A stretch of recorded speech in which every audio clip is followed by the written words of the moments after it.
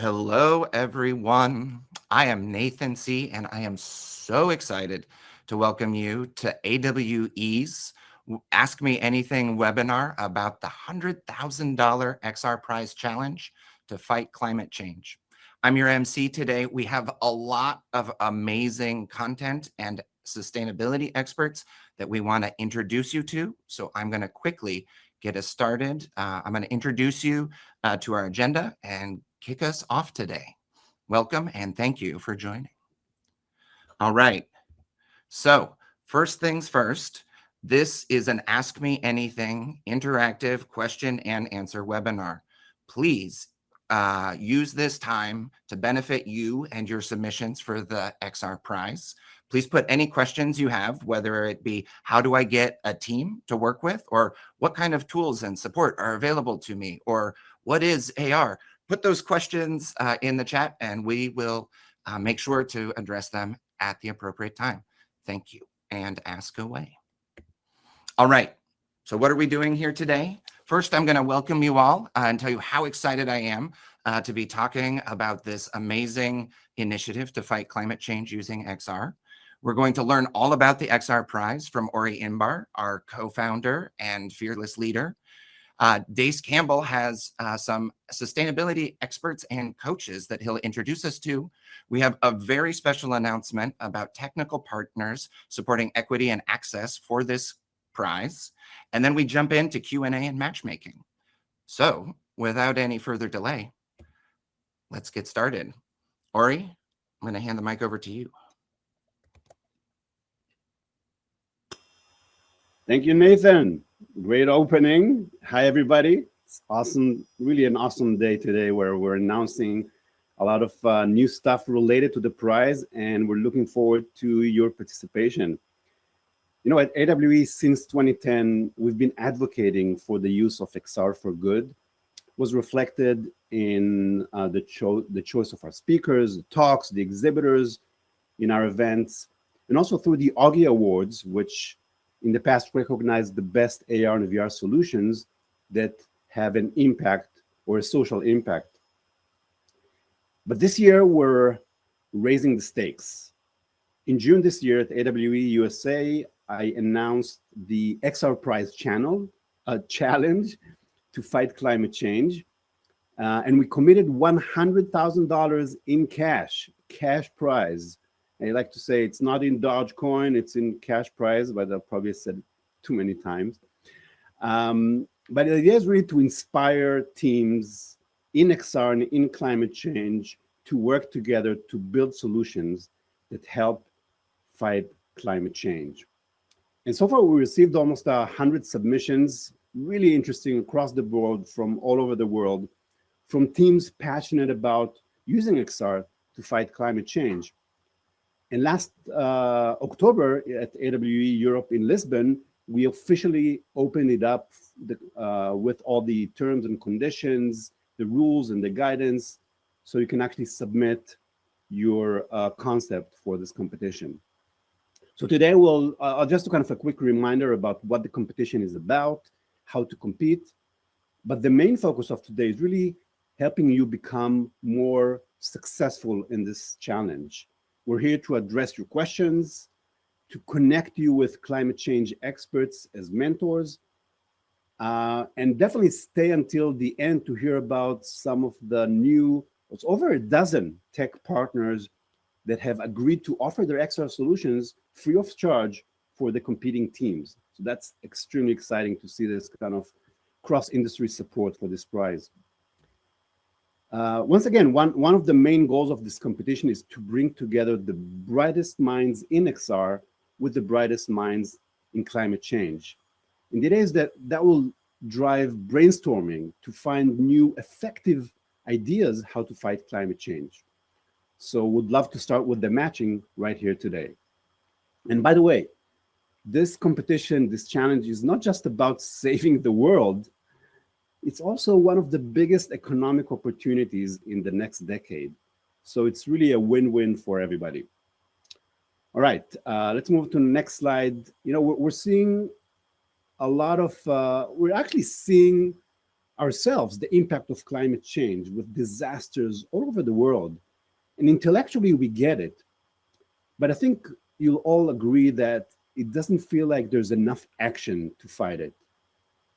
And like Solitaire Townsend, a climate activist, said, we're in a race between Armageddon and awesome, which means that if we take action now, our future could still be awesome. But here's the thing, with all the innovation, with all the documentaries and books and movies about it, you will rarely see XR mentioned as a tool that can help fight climate change. And we're wondering, how come? We in the XR industry, people working on AR and VR, know better. We know that we can change that. We know that XR has superpowers that help fighting climate change. And we're not afraid to use it. So here are the 4 superpowers that XR has to help save the world. Let's look at the next slide. First is replace, the ability to replace wasteful material practices. Think about it, when we increase the use of XR, for example, if you look at the next slide, with remote collaboration, teleportation, we can reduce travel. With VR design, we can already reduce a lot of the manufacturing waste. And we can even replace some of the waste caused by fast fashion by adopting augmented or digital clothing. So, anything we do in AR and VR helps in the fight, but we need to look at the things that have the highest impact, that can help us reduce the waste that we're currently driving in the physical world, use the augmented worlds, virtual worlds, and the more we use it, the more we can help in the fight. The next superpower is the ability to visualize. We can visualize the causes and impact of climate change. And here, the next slide is an example that really makes you feel close and personal, the impact of climate change. This is how New York will look like when oceans rise, and you can actually feel it in your own street. So the power to visualize is something that is a big XR superpower. And the next slide, you can actually see an AR application from 2009 created in Columbia University that actually visualized air pollution particles based on actual real-time data. If it was possible then, before the iPhone, we can definitely do more today. The next superpower is the ability to educate about solutions to climate change and create empathy in a more effective way than any PowerPoint or movie ever could.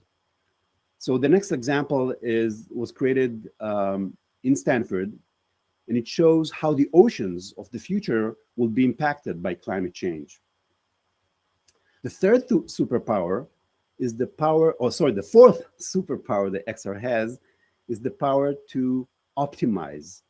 Think about the ability to optimize the design and execution of climate change solutions. Like on the next slide, we see with green technologies, windmills or any other solution that is currently helping in the fight. So next slide, you can see that the XR Prize will focus on these 4 superpowers. So when you submit your concept, think about these categories.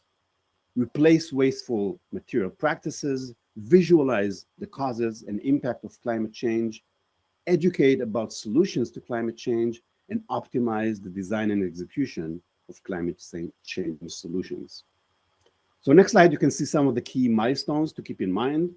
The competition is now open for submissions, for concept submissions until the end of the year, so no time to waste. And submissions that will get the thumbs up will be invited in January to submit the MVP, the minimum viable product, and you'll have until April to submit that. The winning team will be announced during the Augie Awards ceremony at AWE USA in California on June 1st. So if you want to learn more about competition, the rules, the guidelines, and are ready to submit, go to www.awxr.com/xrprize. So think about it. Almost everything we do in XR is contributing in some way to the fight against climate change. And if we get more people to focus their talent, their creativity, their entrepreneurship on building and using XR, good things will happen in the world and we'll get closer to awesome. So final slide on my side is that, we can't wait to see who of you will be on stage taking home the big prize at the Augie Award at AW USA in June. Really looking forward to your submissions and to your contribution to help save the world. Thank you. Back to you, Nathan.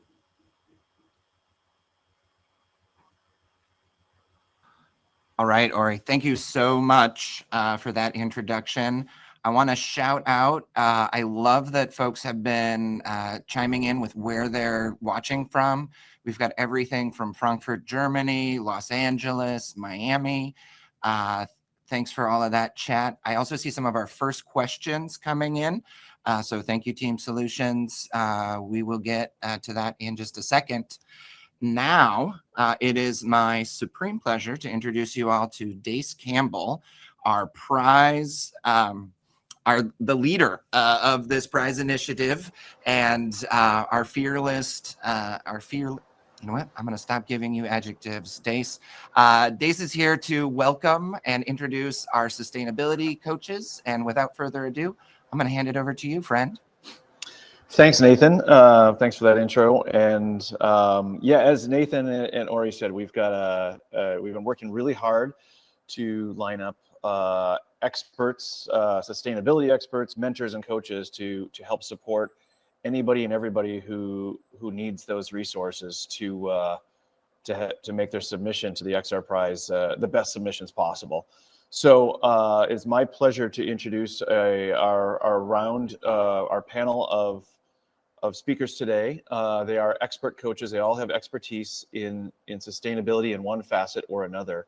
I'll go through a little bit of an extended intro for each one of them, but at a glance, we've got Daniel Hartz with Sustainability Champions, Rick Davis from Last Bulb, Danny Pimentel from the University of Oregon, and Monica Wright with NOSO Environmental. And they each have their own specific expertise and specialties that they bring to bear here today. So let's get started with Daniel. If you can maybe advance the slide. And I want to welcome Daniel Hartz here, again from Sustainability Champions. Daniel's the founder of Sustainability Champions, a multimedia channel highlighting entrepreneurs who are finding innovative ways to solve the environment's most pressing challenges. Sustainability Champions has published over 100 podcast episodes and has collectively about 150,000 followers on social media. Daniel believes that entrepreneurialism, innovation, and out-of-the-box thinking is the best way to solve and mitigate climate change and other environmental strategies. If you can make a business case for being sustainable, the rest takes care of itself. Additionally, Daniel is the client services lead at Compassionate Carbon, a full-service carbon developer that creates and implements large-scale forest reforestation and protects in developing countries around the world. He moved into this role after spending a year and a half at Eden Reforestation Projects, a nonprofit that plants approximately 1 million trees a day in 11 countries. So as Daniel's talking, think through his expertise through the lens of reforestation. So with that, Daniel, the floor is yours. Well, thanks very much, Dace. Hi, everyone. Good to see you all here. So I'll have a short and brief slide deck that I will go through. So, as Dace said, I'm Daniel Hartz, and I am the founder of Sustainability Champions, and I'm also the client services lead for Compassionate Carbon. And today I'll be going through a little bit of my personal background and also the work that I do with both Sustainability Champions and with Compassionate Carbon, just a little bit beyond what Dace said. So at heart, I am a tree hugger. as you can see with this picture, which speaks 1,000 words. So I've always been interested in the environment. The first time that I discovered that I have a passion for environmentalism was when I was in college and university. I realized I started to learn about how the agriculture system, especially in the US, works and the various challenges associated with agriculture, especially as it relates to animal production. And that really kicked off an interest. It was quite visceral for me, but I didn't really have an idea on how to get started for some time. So fast forward several years forward, and I actually worked at Zapper for about 3.5 years, where I was working on the sales and account management side for the ZapWorks tool, which is the software used to create augmented reality experiences. So I have a bit of background in augmented reality, and hopefully that's something that I can use while contributing here as a coach. Moving forward to my experience a little bit. So Sustainability Champions, as Dace mentioned, what we do is we highlight people who are finding innovative ways to protect and heal the planet. We like to post about these individuals from all around the world, and you can see a few of them here. These are just some of the more recent ones that we've published on our social media platform. But in essence, where this comes from is my personal belief that there's a lot of doom and gloom in the environment in the media about the environment. And so what I'm hoping to do with Sustainability Champions is to demonstrate that there are people all over the world who are seeing these challenges and taking action. And the reason why that's important, at least to me, is because when you're constantly bombarded with negativity and with doom and gloom about how awful the environment is, every time you open the news or read something in the media about the environment, it's always frequently bad news, whether it's a flood or drought or tornadoes or this, that, and the other. And you get a sense, I think a lot of people get the sense that either there's nothing they can do, which then leads to either apathy, meaning you just stop caring, or you get a term now called eco-anxiety. So you feel really anxious and sometimes a sense of dread and depression. And neither one of those states of emotions are particularly productive or helpful. And they also don't feel very good. So what I'm hoping to do with Sustainability Champions is to show that actually there's a lot of people all over the world who are taking action and hopefully build momentum in that way to encourage others to also take action. And as Dave said, we have about 150,000 followers across our various social channels, and we published our most recent podcast episode. If today is Thursday, then we published it yesterday on Wednesday. So every Wednesday and many Saturdays we publish podcast episodes. So check it out. Simultaneously, I am the client services lead for Compassionate Carbon, where Compassionate Carbon is part of an organization that plants approximately 1 million trees every single day in developing nations around the world, in 11 developing nations around the world. And what we do is focus on areas of extreme poverty where people are forced to cut trees down for survival. And as part of that, we go into these areas and sorry, lost my train of thought for a second. We go into these areas and offer jobs to the local community members there, which does two things. First of all, the salary that people receive removes the driver of deforestation, meaning the reason why people are cutting trees down. And simultaneously, the salary that they receive, they use, the work that they're doing is to plant and protect forests. So the picture here is one of our sites where these are mangrove trees. So these are trees that grow in areas where the ocean tide moves in and out, and we're planting hundreds of millions of these trees since we've started about 17 or 18 years ago. So this is really my area of expertise more than anything. I've been working in this area for about 2 years now, and very passionate about forests. They are the lungs of the planet, and also they help with biodiversity protection and encourage continual increase of biodiversity. Plus, they're really good for the people and communities who live and rely on forests. So what am I looking for with XR? Basically three things. Number one, an immersive experience. Whether we're talking about AR or VR or MR, I'd like to feel immersed. I want to forget that, I'm even looking at an XR experience. I want to feel like this is just the way it's supposed to be. I want to have that sense of losing myself.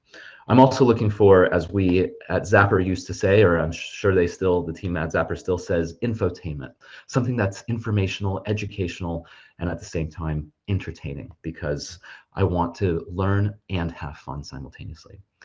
And I'm also looking for something unique and or surprising, similar to that image that someone was showing earlier. I can't remember if it was Ori or Dace. I think it was Ori, showing how the molecules are flowing through the streets. That's unique, it's surprising, and it'll catch my attention.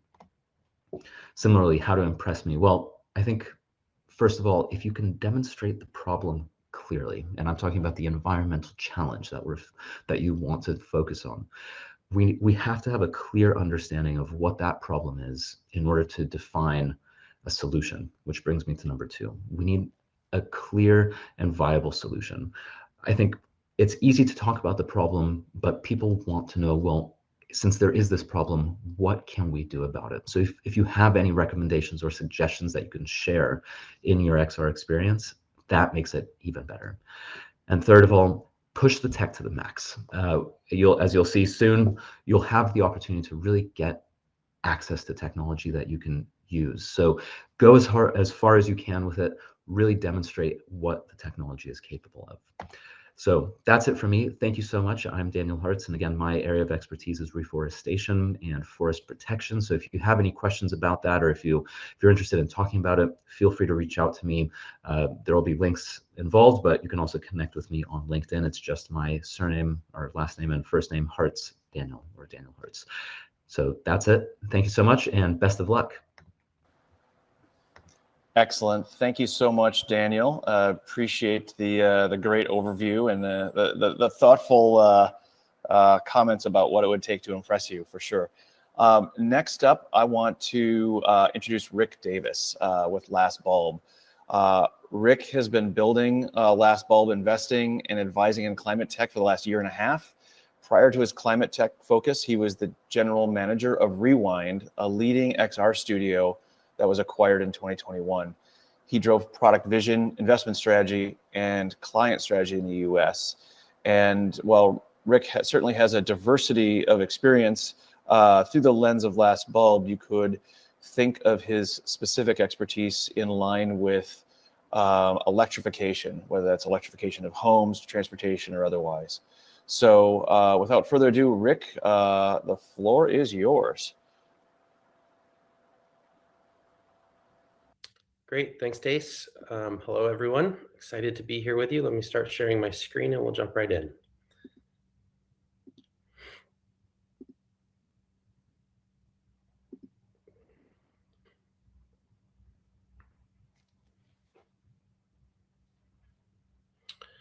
Okay, so as Dace mentioned, I'm the founder of Last Bulb. Last Bulb is really a collection of my efforts over the last year and a half after stepping out of the 3D software space to have an impact on climate.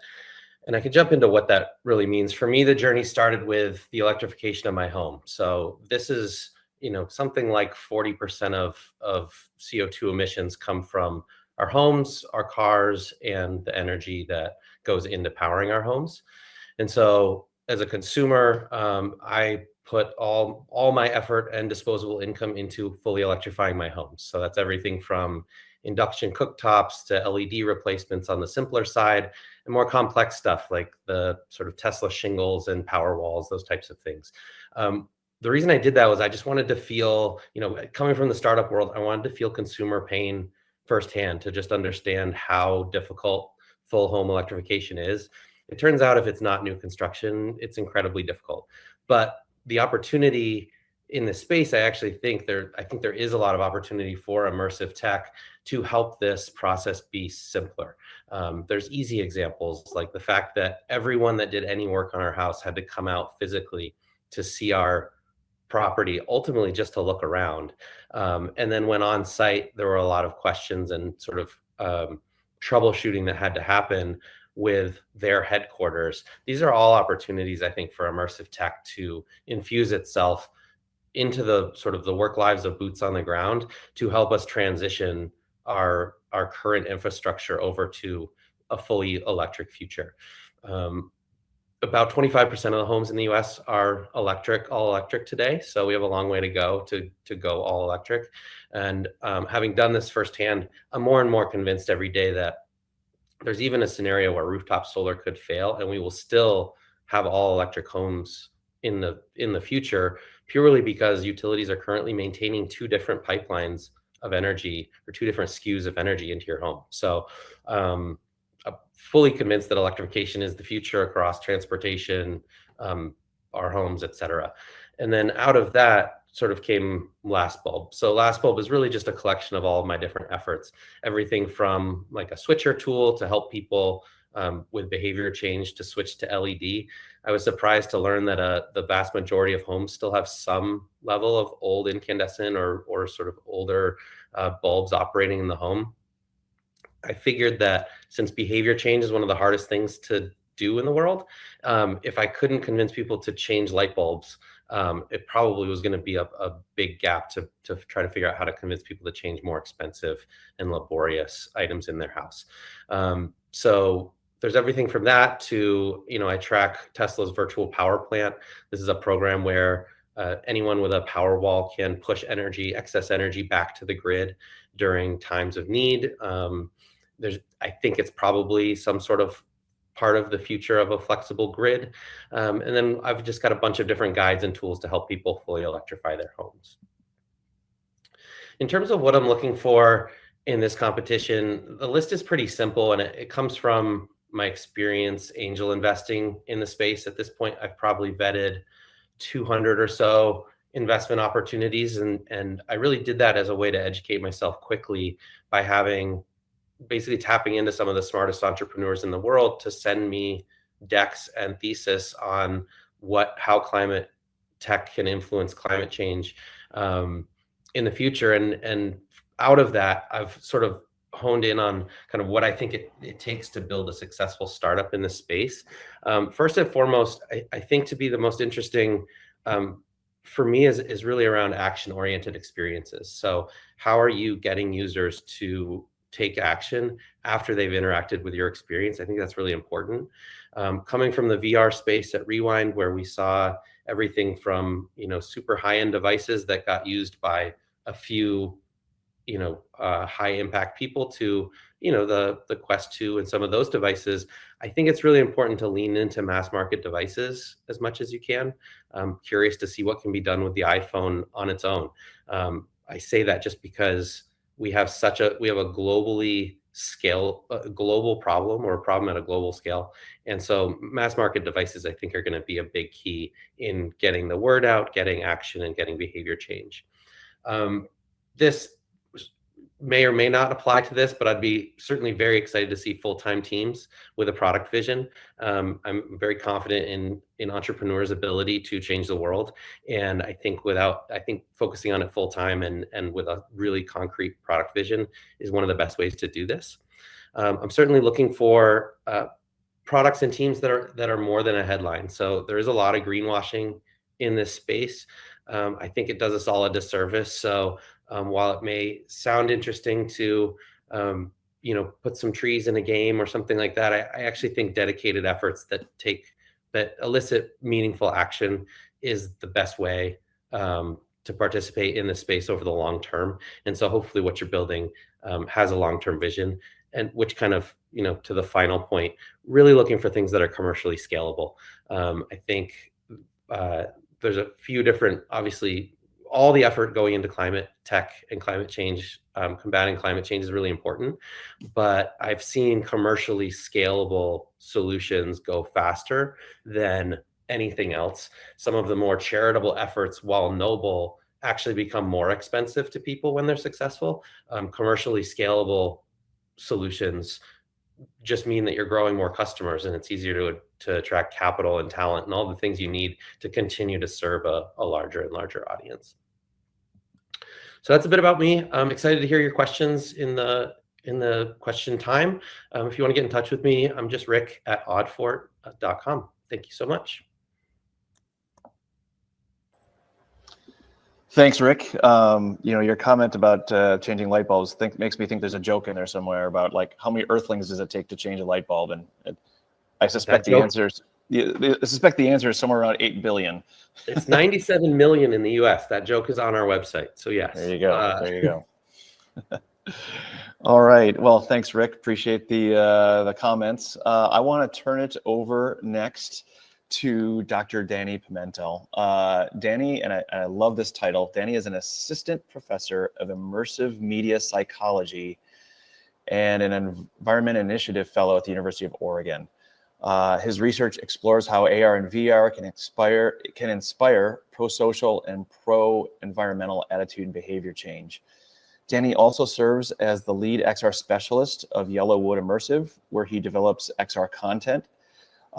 His sea turtle conservation game, Project Shell, received grant funding and support and accolades from the Sea Turtle Conservancy, National Geographic, and Meta's Launchpad program, along with other experiences. As an official lens creator for Snapchat, his wildlife conservation experience was nominated for Best AR Lens in the Environmental and Social Good category at LensFest 21.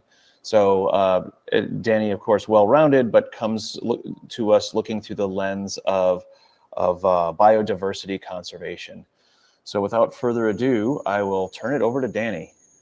Thanks for the intro, Dace. Let me share my screen, everyone.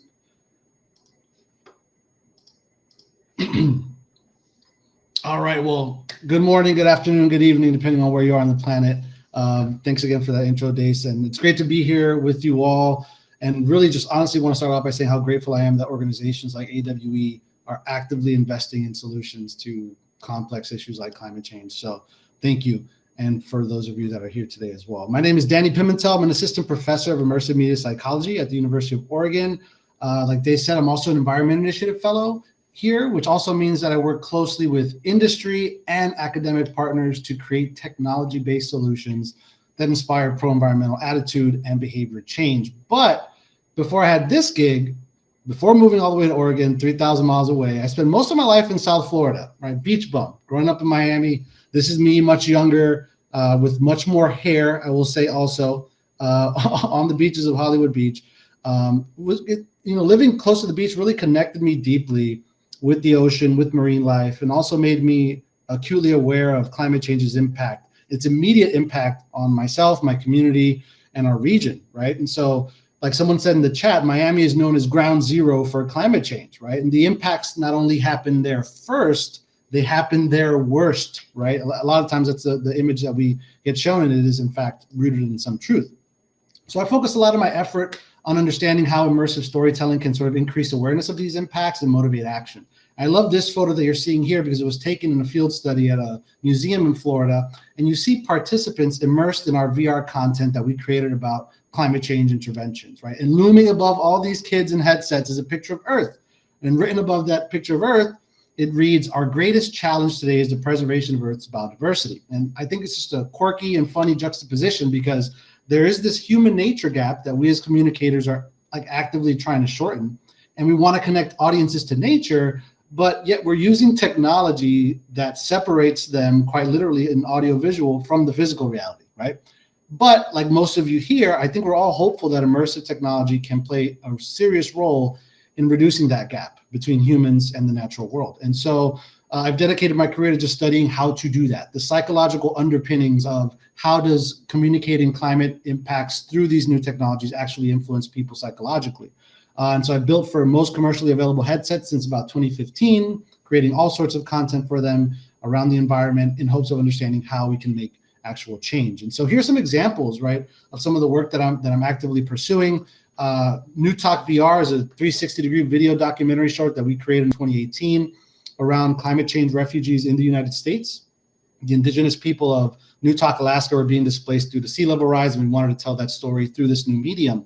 And then we used that immersive documentary in experimental studies to see what specific features actually affect social connect these people and actually influence donation behavior. And the results of that, spoiler alert, you can find here. But the truth is, these stories through these platforms can actually create visceral change in how people view these issues and the people affected by them. And I'm also really happy to see that just this week, Newtok finally got the help they needed, $25 million to relocate the entire community. While this is good news, unfortunately, this will be as we continue down this path, unless we do something about it, which I think that's why we're all here. Another major project of mine is Project Shell. I have a turtle hat on my head right here. Project Shell is a VR sea turtle conservation experience, like they said, funded by the Sea Turtle Conservancy, Meta, and Nat Geo, really about embodying threatened wildlife, sea turtles, as they progress through life encountering anthropogenic threats.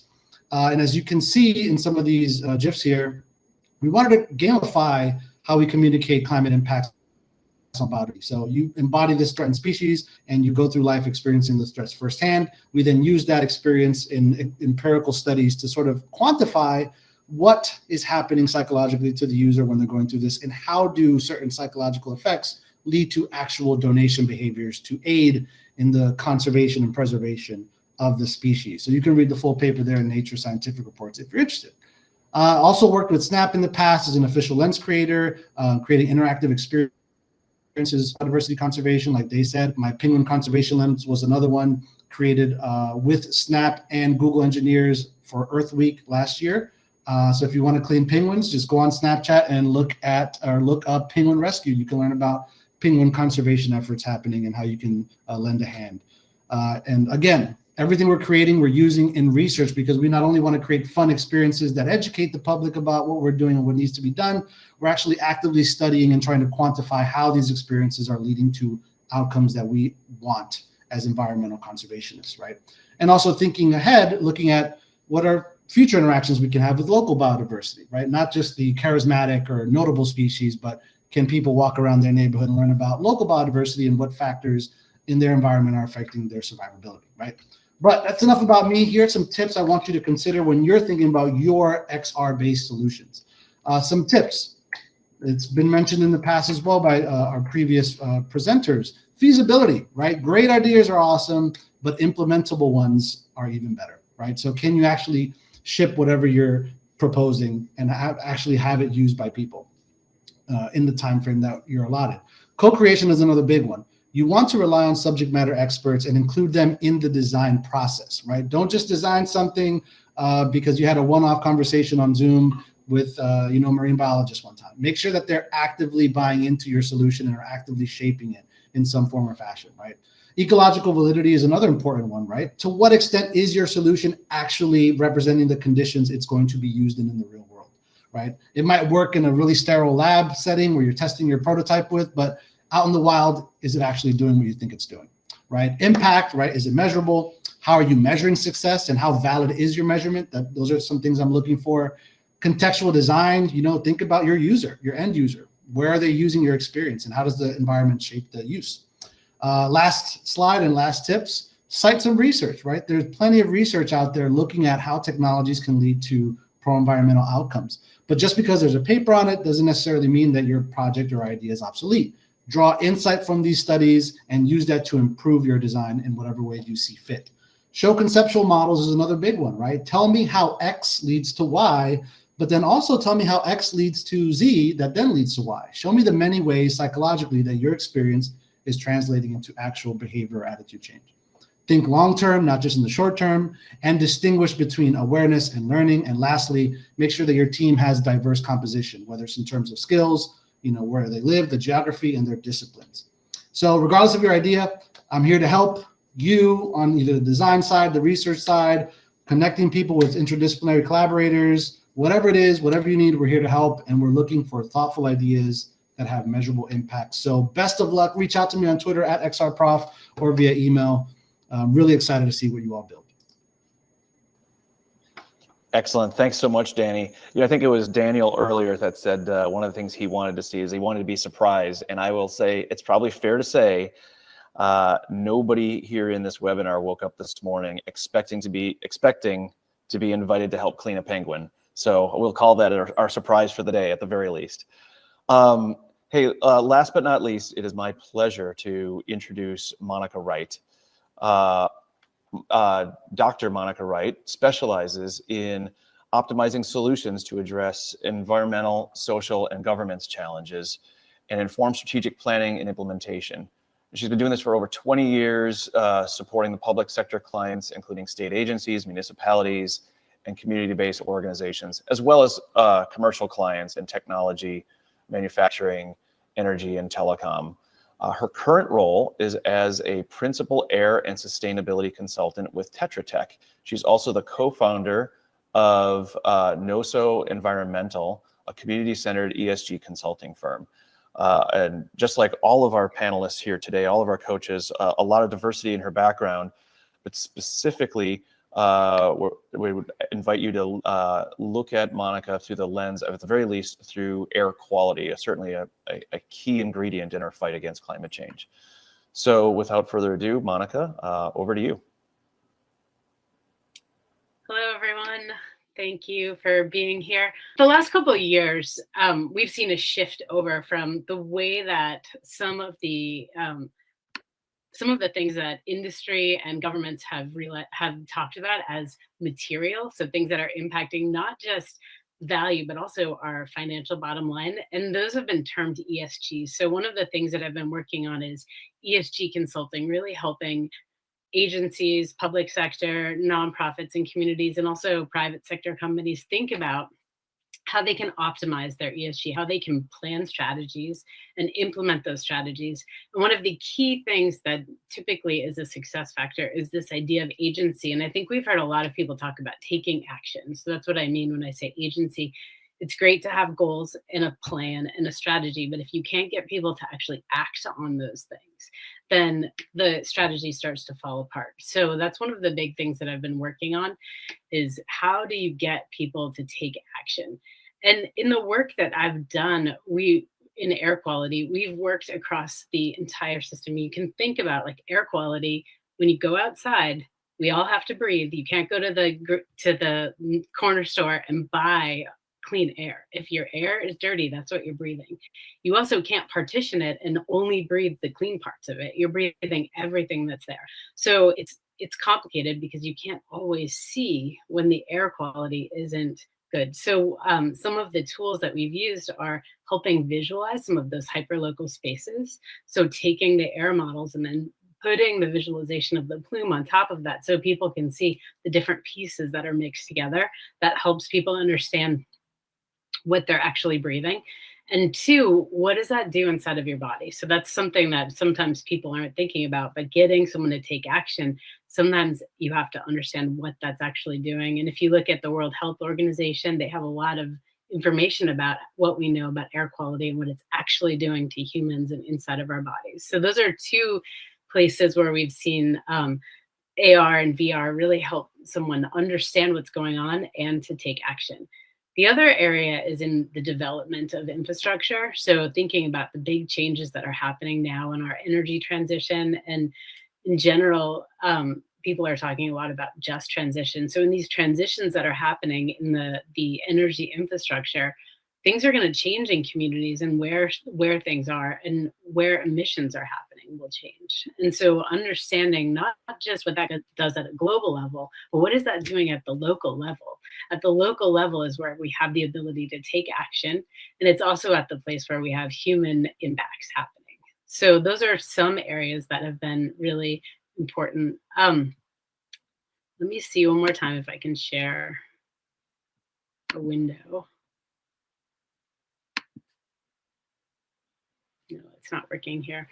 So one of the key projects that I've been working on is working with community members, thinking about what does hyperlocal air quality look like. And so we're bringing together real world modeling and monitoring. So we're taking monitors and putting them around in neighborhoods where there is kind of a desert for monitoring. There's no information there.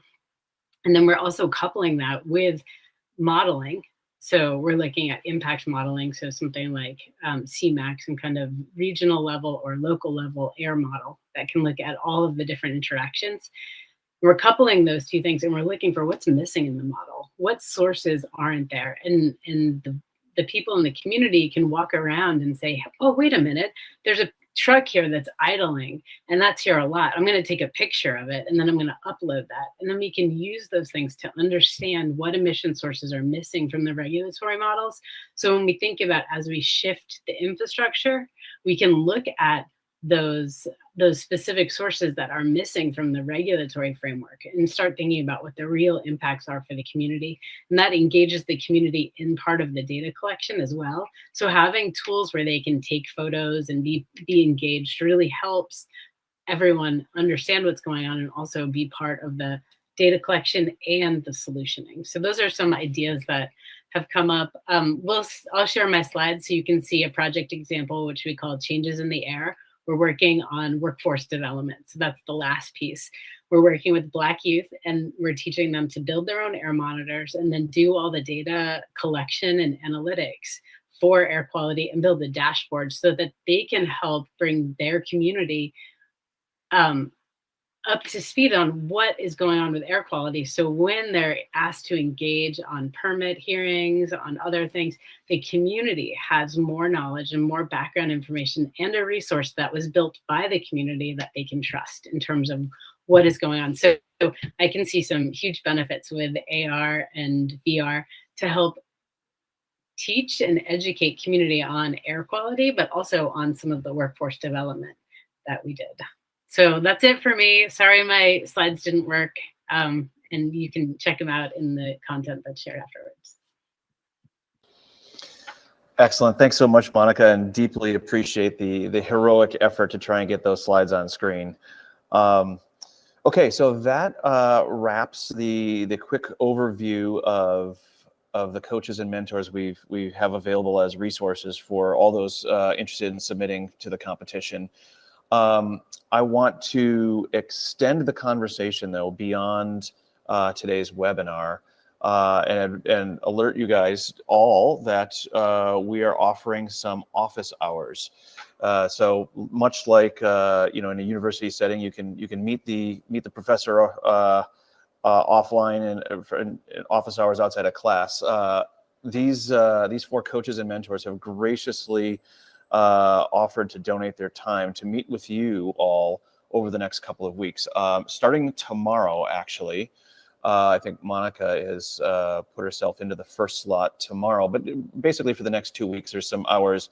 If there are questions that come up that maybe you're not comfortable asking in the chat, or you're not satisfied quite with our answers in the limited time frame we have today, this is a great opportunity for you to meet with these coaches one-on-one.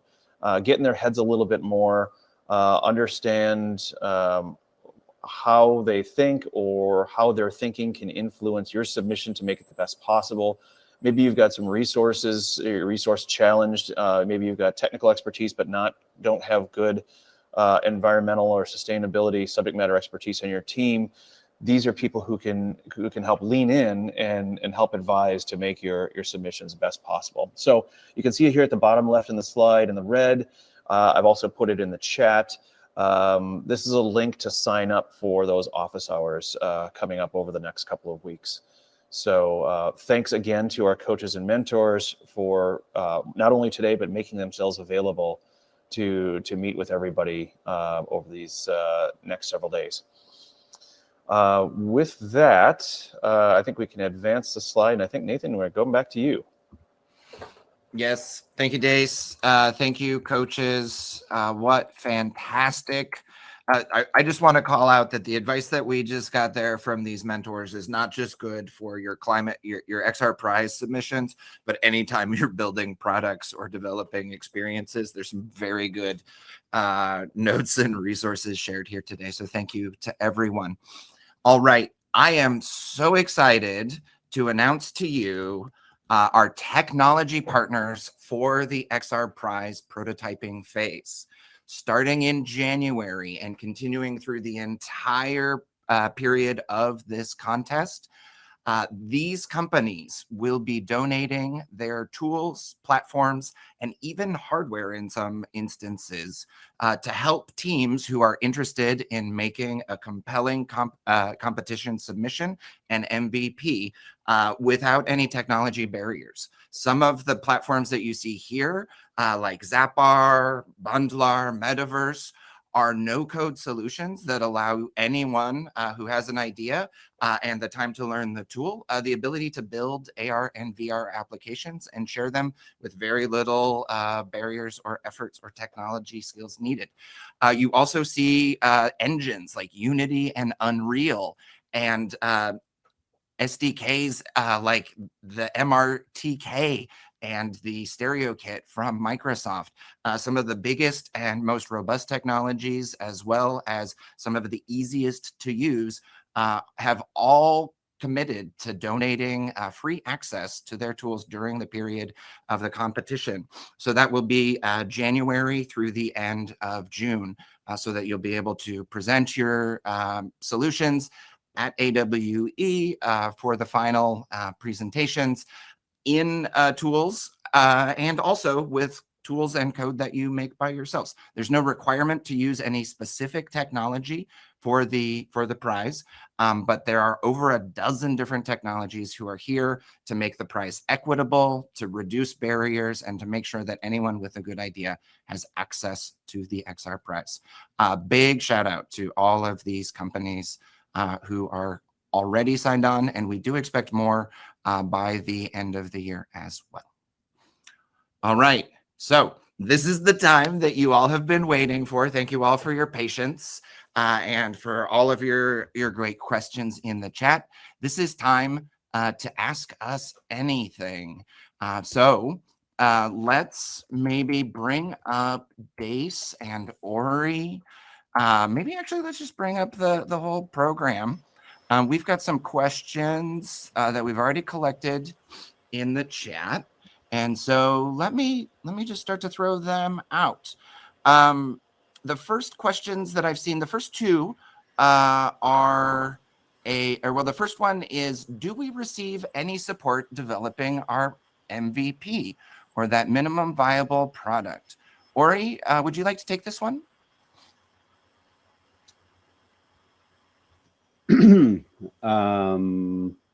I was reading some of the other question. Which question do we want to? Oh, apologies. Do we receive support in creating an MVP?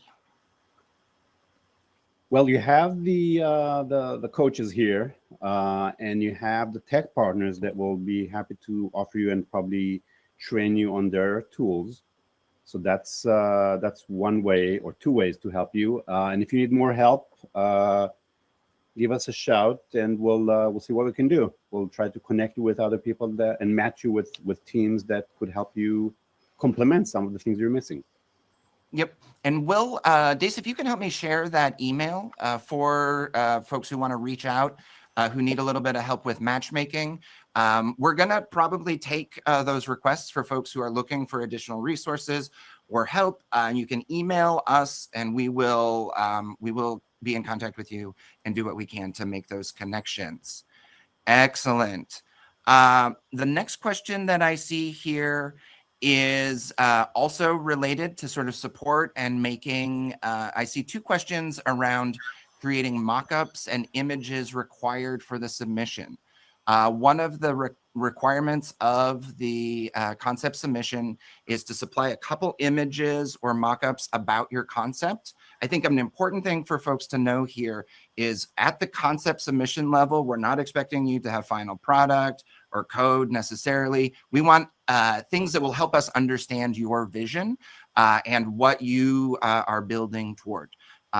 Ori, do you have? Yeah, it's not about making it beautiful or looking professional. Just whatever you can. If you can sketch it, great. If you just want to write about it, that's fine too. As long as you're able to communicate what your solution is going to do, what your idea is about, that's going to be good enough. Yeah, if I can weigh in here, the intent behind the images was to acknowledge that we all communicate a little bit differently. Some people are better writers of prose and can accurately convey their idea in text form. Others are more graphically inclined or spatially inclined. And so it was really meant to allow all forms of communication at this point.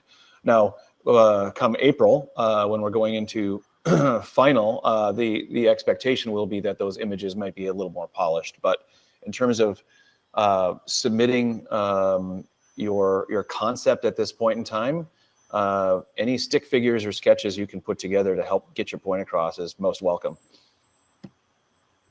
Awesome. So the advice that I'm hearing is don't block on having perfect concept images, but help us get in your head and understand what your prototype is going to look like.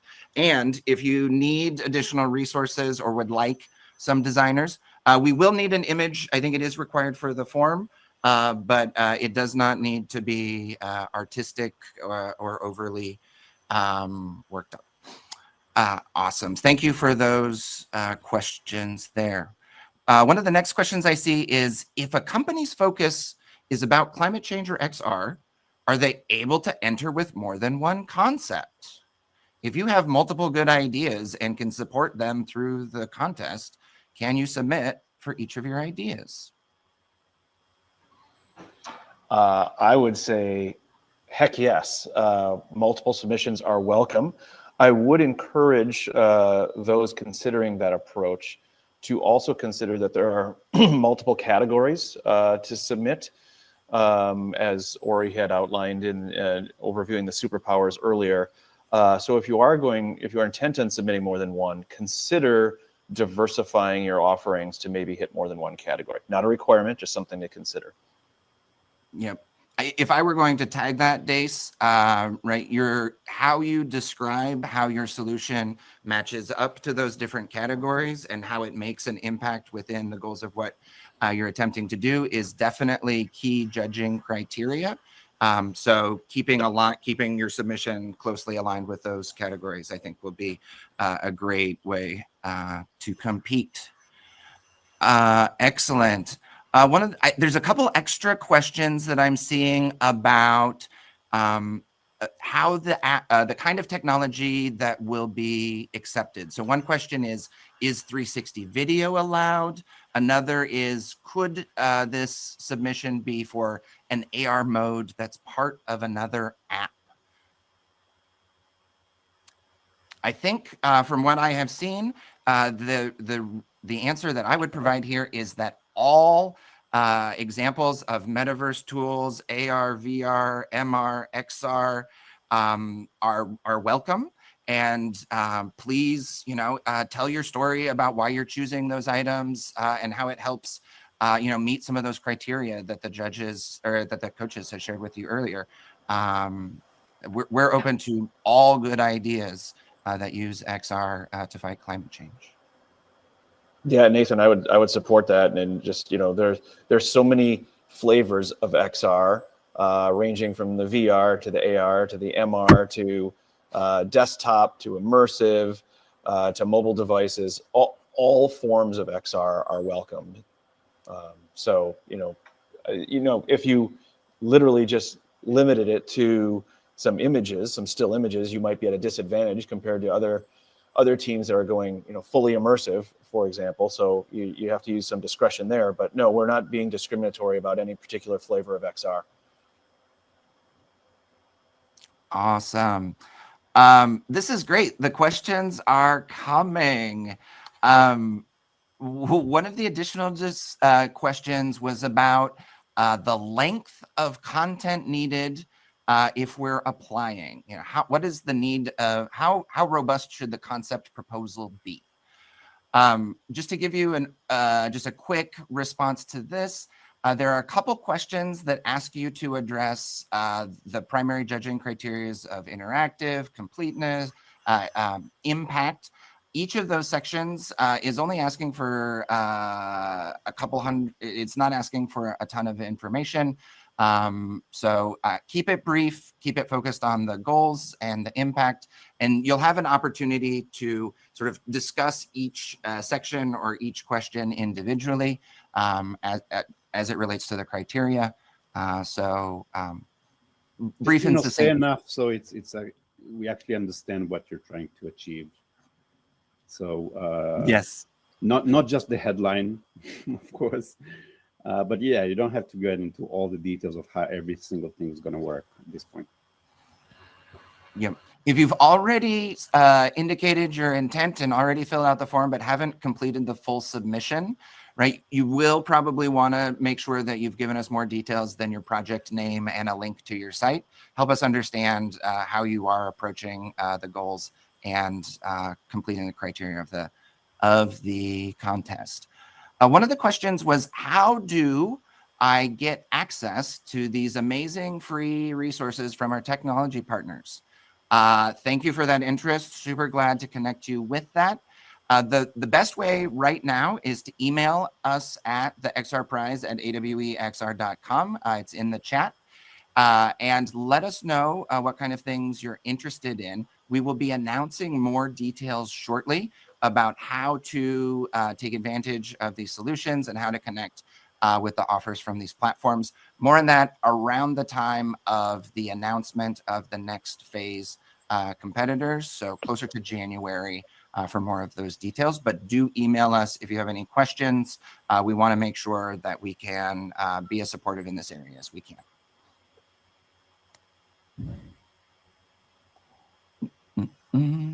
I also see Philip is proposing XR Plus. Just reach out and we'll be happy to add you to our list of partner tools. This is a great community. Thank you. Oh my goodness, they are coming. Another one I see is, should solutions be accessible from anywhere? Or would something triggered from an environment or a location-based concept be acceptable? I would say that either or are acceptable, and I would encourage you to develop a submission that best supports your concept. You may have a concept about, let's say it's electrification of the home, that might be specific to accessibility from the home. You may have a different concept that requires accessibility from beaches from Miami to the Pacific Ocean. So, I mean, be intentional with how you decide to make them accessible and back that up. Excellent, thank you. Can we get an email with a reminder of the office hours? Team Solubrious, good question. And yes, we can send a follow-up to the attendees of this meeting with links back to both how to apply, and how to contact us, and how to get office hours. Ori, I think this one is for you. Does a submission need to focus on a single area of replace, visualize, educate, or optimize? Or is it okay to span into more than one area? More the better. Remember, at the end of the day, these submissions will be measured on the impact that they have on climate change. So the more impact it has, the better your success, your ability to succeed in this competition. I would add that the submission form, and we created these categories to help people kind of align their thinking to where we think XR could make the most impact based on some early feedback we got earlier in the year from this community in terms of where their interests lie. And the submission form does ask you to pick a category. So I would encourage you to consider picking the category that it best aligns to, and then in your narrative, if you feel like it actually checks more than one box, feel free to articulate that in the narrative. Excellent. Just to make sure that we get all of these questions on the webinar, a question was, can we remind us about how do we make a submission to the XR Prize? And Ori's plopped a link in here. Just go to awexr.com/XR Prize. And you can get the full dates and details, milestones, links to meet the coaches, and also to complete your submission. Oh my goodness. I think we may have captured all of the questions. If there's any more from the Monica, if she's still available. Since we she's bring her really up? focused on air quality, if she can give us some pointers on where we could find real-time data about air quality on a hyper-local level. Hey, so I send a note. Maybe I didn't send it to everyone, but I sent it back in the panel chat. But there's so air quality data is interesting because if you have a monitor, then you have information for a certain point, and you might have a time series. But if you have a model, then you have information for a big area, but that's like a snapshot in time. So a snapshot in location or a snapshot in time. So if you can bring those together with some forecasting, then you can look at both of those together. So I gave the windy.com is a cool resource. It was originally for, surfers and sailors and pilots, but basically they're looking at forecasting weather data, and there's an option on there for air quality. They're using open air, so always check your data sources, make sure. But if you're doing a minimal viable product, they have a free version, and you should be able to get some data through that, try a minimal viable product, and then you can consider, do you want to pay for the more refined, the higher resolution time and scale data that is available there. But that's a great place where you can couple the meteorological modeling with real-time data that's being collected locally. Thank you, Monica. No problem. Nathan, there's another question I think I should take about whether I was just hoping you $100,000 would. prize goes to one entry or will be split. And currently it's defined as the prize for the top winner. However, we will let our judges decide, how to split it. In case there's a tie, maybe split.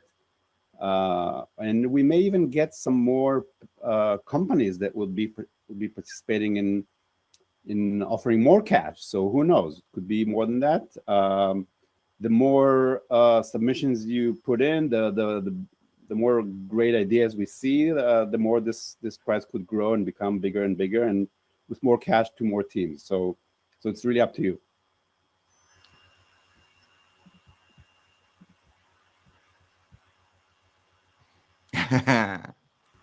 Love it. Well, oh my goodness. It looks like questions have slowed down in the chat.